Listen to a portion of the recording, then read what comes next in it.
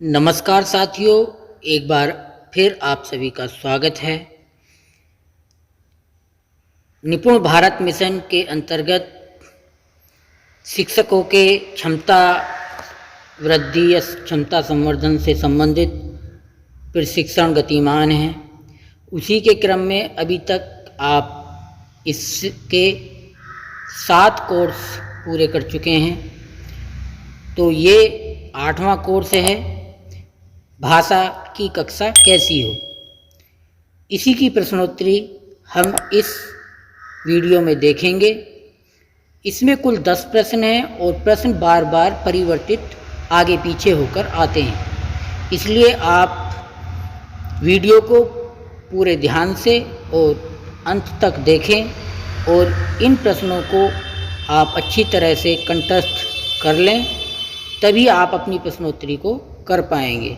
तो आइए शुरू करते हैं इस वीडियो को। पहला प्रश्न है, गतिविधि कोने में बच्चे कर सकेंगे। आप एक से अधिक विकल्प चुन सकोगे। विचार को अभिव्यक्त करना, कविता कहानियाँ सुना सकेंगे, खेल कूद सामग्री रख सकेंगे या उपर्युक्त सभी कर सकेंगे। तो गतिविधि कोने में जो बच्चे हैं वो विचारों की अपनी अभिव्यक्ति कर सकते हैं और कविता और कहानियाँ भी सुना सकेंगे। तो ये दोनों ऑप्शन सही हैं। तो इन दोनों ऑप्शन को जो भी हमारा ऑप्शन सही बता रहा है वो ऑप्शन है दूसरा ऑप्शन। तो हम इस दूसरे ऑप्शन पे क्लिक कर देते हैं और आगे बढ़ते हैं।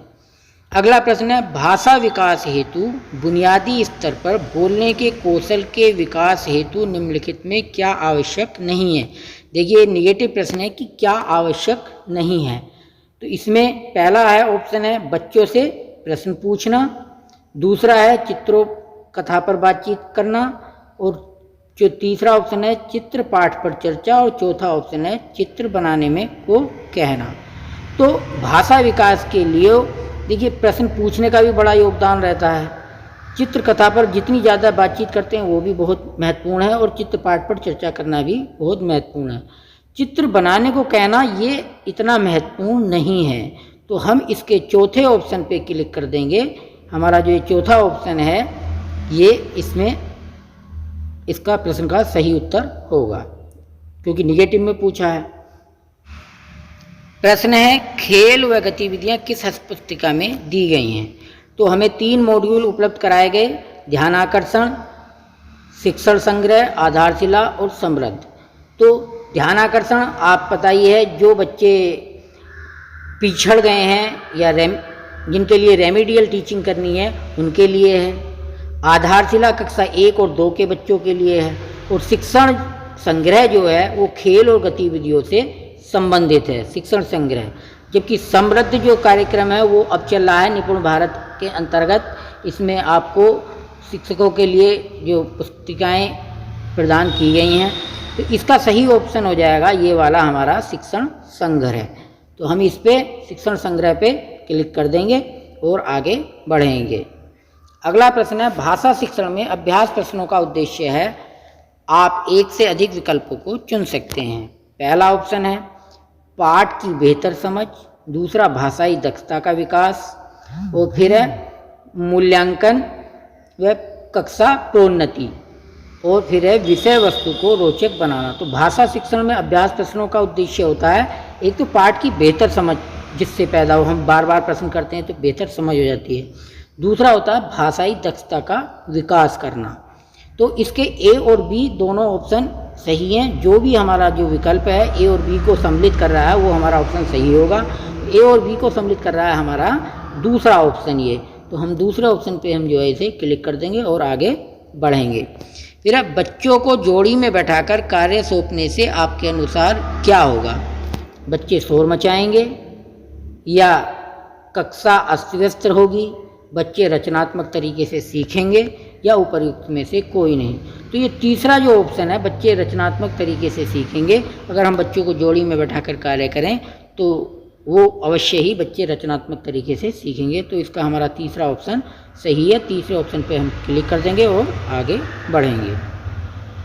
अगला प्रश्न है इसी क्रम में, बच्चों को जोड़ी में बैठाकर निम्नलिखित में से कौन सा कार्य नहीं दिया जा सकता है। एक बात और, अगर ये वीडियो आपको लाभप्रद लग रही है तो इसको लाइक और शेयर करना न भूलें।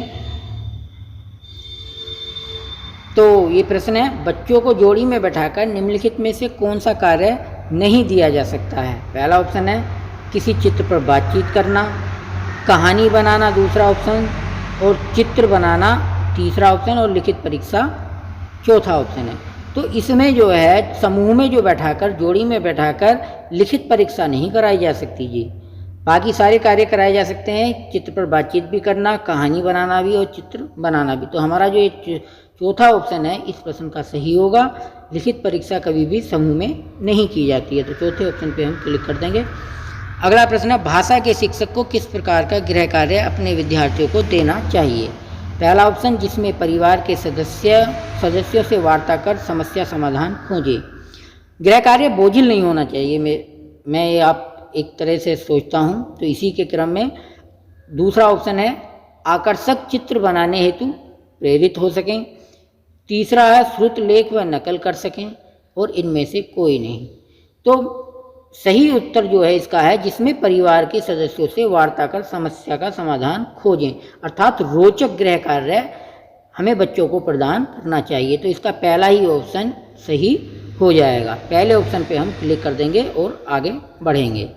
अगला प्रश्न है, बच्चों में स्वस्थ प्रतिस्पर्धा को बढ़ाने के लिए सबसे अच्छा तरीका है। नंबर 1 सीखने का कोना, नंबर 2 खेल गतिविधि, और तीसरा रीडिंग कॉर्नर, और चौथा है उपर्युक्त सभी। तो इसमें सबसे अच्छी जो स्वस्थ प्रतिस्पर्धा को बढ़ावा देता है वो है खेल गतिविधि। तो हमारा ये जो दूसरा ऑप्शन है ये सही है। दूसरे ऑप्शन पे क्लिक कर देंगे और आगे बढ़ेंगे। अगला प्रश्न है, बुनियादी स्तर पर भाषा कक्षा के उचित नियोजन हेतु आपके अनुसार क्या सबसे अधिक आवश्यक है। पहला ऑप्शन बाला, आप जानती हैं बिल्डिंग एज लर्निंग एड। दूसरा आंतरिक और भौतिक परिवेश। तीसरा ऑप्शन गतिविधि, और चौथा है आईसीटी उपकरण। तो इस प्रश्न का सही उत्तर होगा आंतरिक और भौतिक परिवेश। सबसे पहला जो जरूरी चीज़ है वो है आंतरिक और भौतिक परिवेश। तो हम इसी दूसरे ऑप्शन पे क्लिक कर देते हैं। अगला प्रश्न है, भाषा की कक्षा में सबसे महत्वपूर्ण है बच्चों की आपसी बातचीत, या शिक्षकों में आपसी बातचीत, या सामग्री की बहुतायत, या उपर्युक्त सभी। तो भाषा की जो कक्षा है उसमें सबसे ज़्यादा महत्वपूर्ण होती है बच्चों की आपसी बातचीत। वो जितनी ज़्यादा आपस में बातचीत करेंगे उतनी ही भाषा डेवलप होगी। तो हम पहले ही ऑप्शन पे क्लिक कर देंगे और आगे बढ़ेंगे। इस तरह से हमने 10 प्रश्नों के आंसर दिए और हम अपना स्कोर चेक कर लेते हैं। हमारा स्कोर होता है 10 आउट ऑफ 10। इस तरह से हमने इस वीडियो में जो कोर्स 8वां है हमारा कि भाषा शिक्षण, भाषा की कक्षा कैसी हो, उसकी प्रश्नोत्तरी देखी। वीडियो देखने के लिए धन्यवाद। नमस्कार।